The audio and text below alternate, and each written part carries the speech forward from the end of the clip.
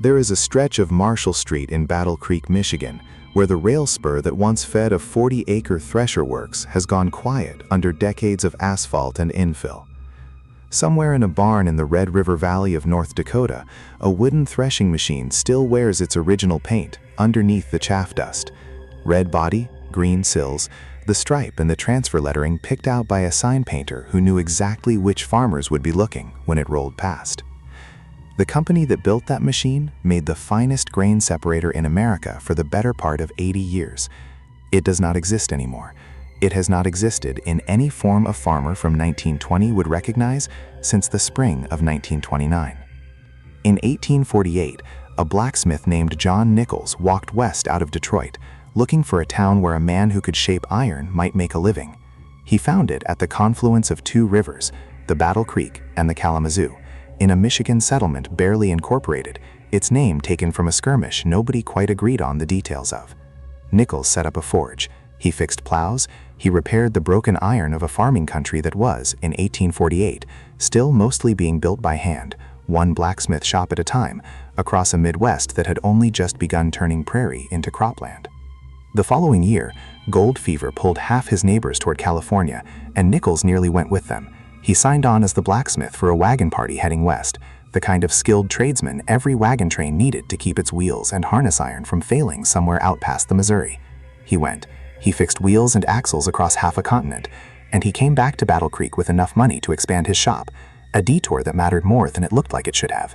It gave him capital he wouldn't have had otherwise. It gave him a wider reputation among the farmers who'd hired him before he left and found him improved when he returned. And it gave him, in the early 1850s, the means to do what he could not have done as a one-man blacksmith shop, add a small foundry, and start building something bigger than horseshoes and plowshares. His earliest products out of that expanded shop were modest: agricultural implements, mill irons, small stationary steam engines, the kind of general-purpose ironwork that any growing Midwestern town needed.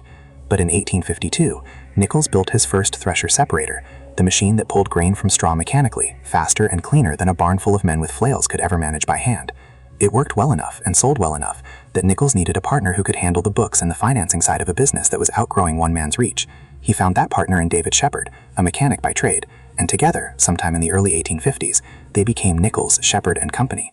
The firm operated under that informal partnership name for more than 3 decades before it formally incorporated as the Nichols and Shepard Company in 1886, by which point it was already recognized as one of the leading thresher builders in the United States. The machine that earned that reputation arrived in 1857, or by some accounts in a working prototype around 1858, when Nichols and Shepard abandoned the old apron style of separator that most of the industry was still using. That earlier design, credited to the Pitts brothers of Buffalo, New York, dating back to around 1831, dragged grain across a slatted screen using a moving apron, effective enough to earn the nickname groundhog, but crude and prone to losing grain in the straw. Nichols and Shepard replaced it with a vibrating straw rack, a mechanism that shook the grain loose from the straw instead of dragging it across a fixed screen, separating it more completely and more cleanly. They called the resulting machine the Vibrator. It took several more years of refinement. The first attempts, by the company's own later account, were not very successful, but they were educational, before Nichols and Shepard patented the device that actually made the vibrating principle work reliably, a counterbalanced straw rack and grain pan, patented by the U.S. government on January 7, 1862. That patent is the real founding document of the company's reputation. Within a generation, every serious thresher manufacturer in the country had copied some version of the vibrating principle. Nichols and Shepard had not simply built a good machine. They had defined the basic mechanism by which nearly every grain separator in America would work for the next 60 years. The company's early growth was helped along by outside capital and outside salesmanship in ways that are easy to forget once a brand becomes a household name. In 1865, a general sales agent named Henry H. Taylor, who had been selling competing apron-style threshers for C. Altman & Co. of Chicago at a pace his suppliers could barely keep up with, noticed the shift toward vibrating-type machines and bought a 1/3 share in the young Nichols and Shepard firm. His investment funded an expansion of the company's facilities at exactly the moment demand for vibrating threshers was taking off. By the late 1860s and into the 1870s, Nichols and Shepard was competing directly against other Battle Creek thresher builders, the Upton and Brown Manufacturing Company, founded in the town in 1851, and later the Advanced Thresher Company, founded in 1881, in a city that, improbably for its size, became one of the centers of American threshing machine manufacture. At one regional fair in this period, several competitors exhibited quality machines, but the premium award for flawless performance went to Nichols and Shepard's all-wood threshing machine, an early sign that the company's engineering reputation was outpacing its rivals even on their home ground. By 1869, the company had outgrown its original shop entirely.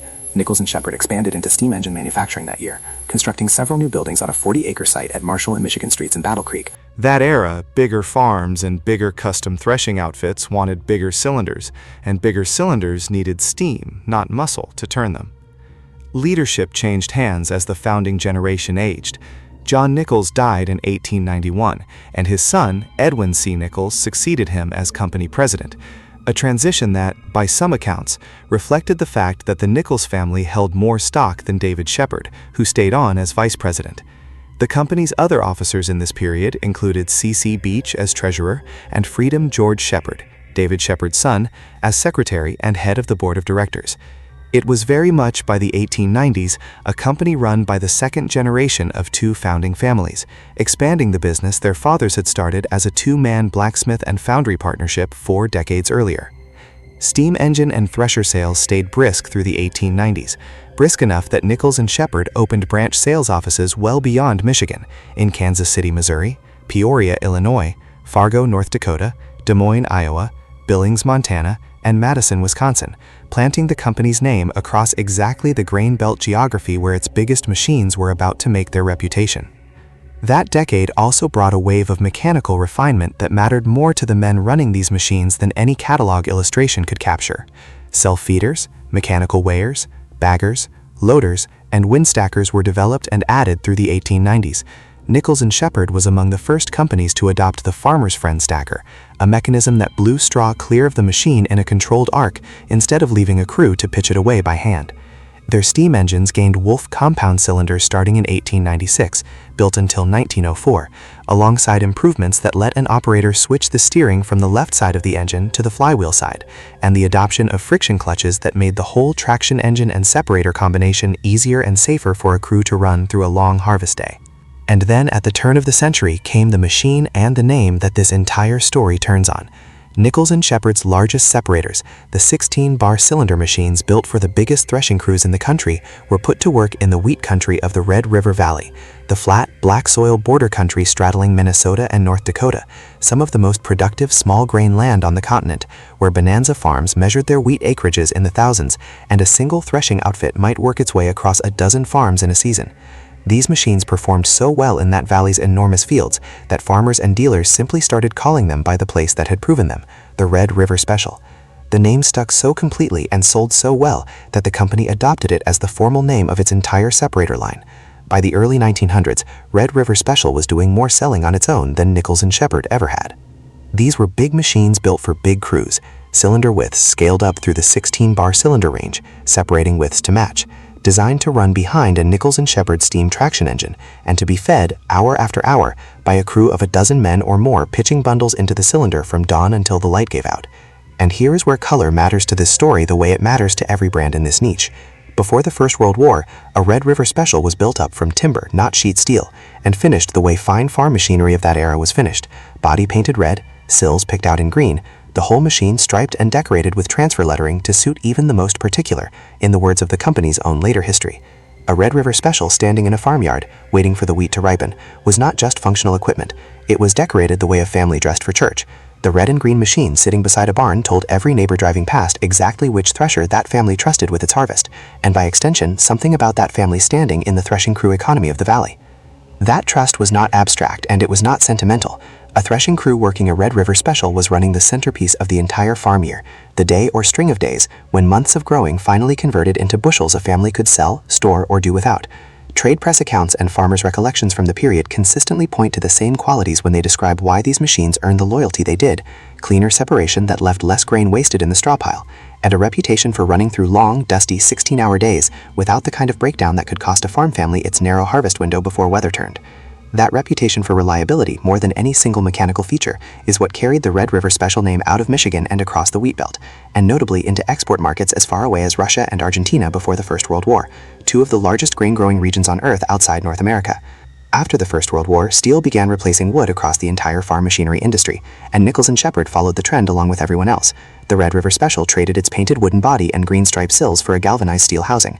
It was a practical change, not a careless one. Steel was more durable in the field, cheaper to produce at scale, easier to standardize across a growing model line. But it also meant that the visual signature which had marked a Red River Special from a quarter-mile away for 60 years, the color, the stripe, the hand-finished decoration that told a neighbor exactly whose machine that was, quietly disappeared from the product years before the company itself disappeared.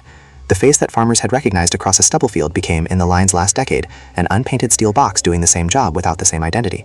That same post-war period brought an end to something even more fundamental than paint. The heavy steam traction engine itself was falling out of favor for farm and threshing use, gradually displaced by internal combustion.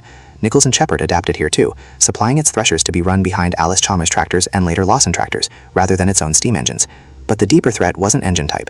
It was the combine harvester, a machine that cut, threshed, and cleaned grain in a single pass through the standing crop, eliminating the separate threshing operation, the traveling crew, and the standalone separator altogether.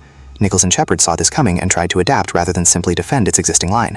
The company added combines and corn pickers to its catalog during the 1920s, and its corn picker design was good enough that Oliver, the company that would soon absorb Nichols and Shepard entirely, kept developing it after the takeover into what became Oliver's own well-regarded corn picker line. By the late 1920s, combines and corn pickers had become the main portion of the Battle Creek plant's production, a sign of a company actively trying to out-engineer the obsolescence of its own founding product. But adapting the product line could not change the structural problem underneath it. The entire agricultural equipment industry was consolidating hard in the late 1920s, as smaller, single-category manufacturers found themselves unable to compete with companies that could offer a farmer a full line.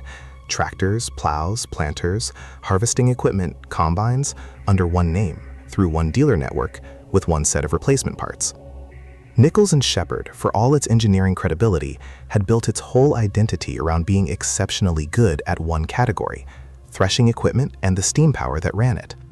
That kind of specialist excellence, which had carried the company through the previous 50 years, was exactly the wrong shape for the consolidating equipment market of 1929. It is worth being honest about one thing here. This collapse predates the famous farm crisis most viewers associate with vanished equipment brands, the one that hit in the 1980s, when collapsing commodity prices and punishing interest rates foreclosed on hundreds of thousands of American farms. Nichols and Shepard's story belongs to an earlier reckoning, the one that hit at the start of the Great Depression, and was driven less by farm debt than by the equipment industry itself consolidating around full-line manufacturers. In April 1929, the Nichols and Shepard Board of Directors met to consider a buyout offer from the Oliver Farm Equipment Company of Charles City, Iowa, itself a brand new corporate entity, formed in that same year by merging 4 separate companies into a single line: the Oliver Chilled Plow Company, dating back to 1855, the Hart Parr Tractor Company, founded in 1897 in Charles City, the American Seeding Machine Company of Richmond, Indiana, and Nichols and Shepard of Battle Creek, the oldest of the 4. The board accepted Oliver's offer. The sale closed on April 1, 1929, just months before the stock market crash that would, within a year, devastate the very farm economy all 4 of these newly merged companies depended on. Battle Creek did not become a ghost town the way some Midwestern factory cities did when their signature manufacturer collapsed.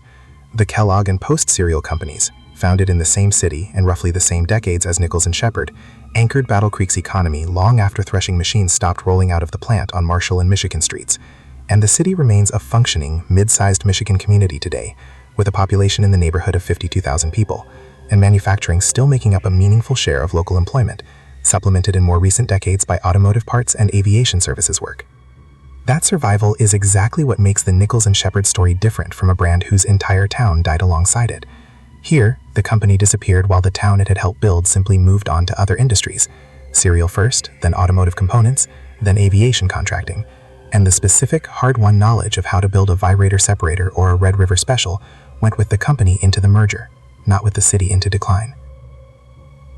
What survives instead is scattered, and it survives mostly in private hands rather than in any preserved factory building.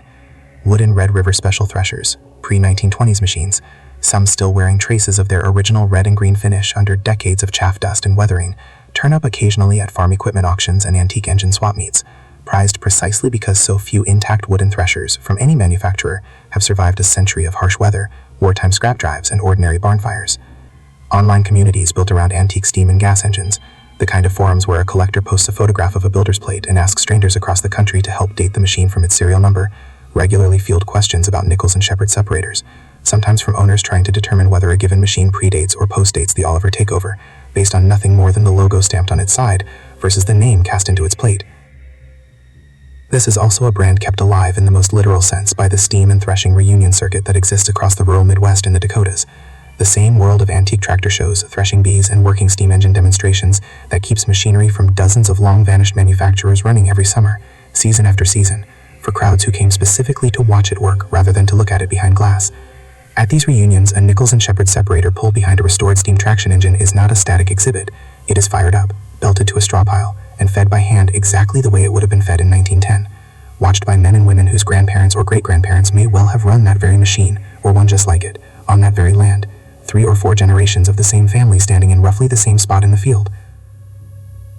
It's worth saying plainly that the steam traction engines built to power these separators are not simple machines to keep running, and the people who do it, firing a coal or wood-burning boiler, maintaining a Wolf compound cylinder engine built before either World War, timing the friction clutch correctly so a 100-year-old separator doesn't choke on its own feed rate, are working from knowledge that exists almost nowhere in writing anymore.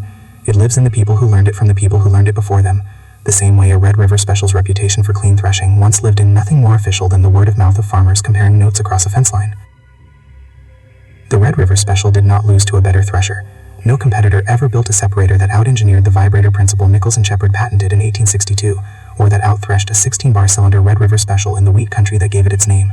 It lost to a machine, the combine harvester, that made the entire category of standalone threshing obsolete in a single, much larger pass through the field, and to a business climate that by 1929 no longer had room for a company built to do one thing brilliantly instead of offering a full line under one name. That is a different kind of death than bankruptcy or scandal or a single bad decision by a single bad manager. It is the particular death of being very good at something the world simply stopped needing in that form. And it is, in its own way, a harder story to tell honestly, because there is no villain in it. There is just time and a market, and a newer machine that made an older, better machine unnecessary. But the red and green thresher sitting in that North Dakota barn is not only a relic of a defunct company, it is a relic of an entire working method. The traveling threshing crew, the shared steam engine, the whole community harvest day. Neighbors helping neighbors get a year's wheat into the bin before the weather turned. That has disappeared from American farming almost as completely as Nichols Shepard itself disappeared from the equipment catalog. The company and the way of working it was built to serve went down together, within a generation of each other. That is the real story underneath this one, not the factory on Marshall Street, which barely registers in the city's history anymore. The harvest day it was built to serve, which doesn't exist in that form anywhere in America today.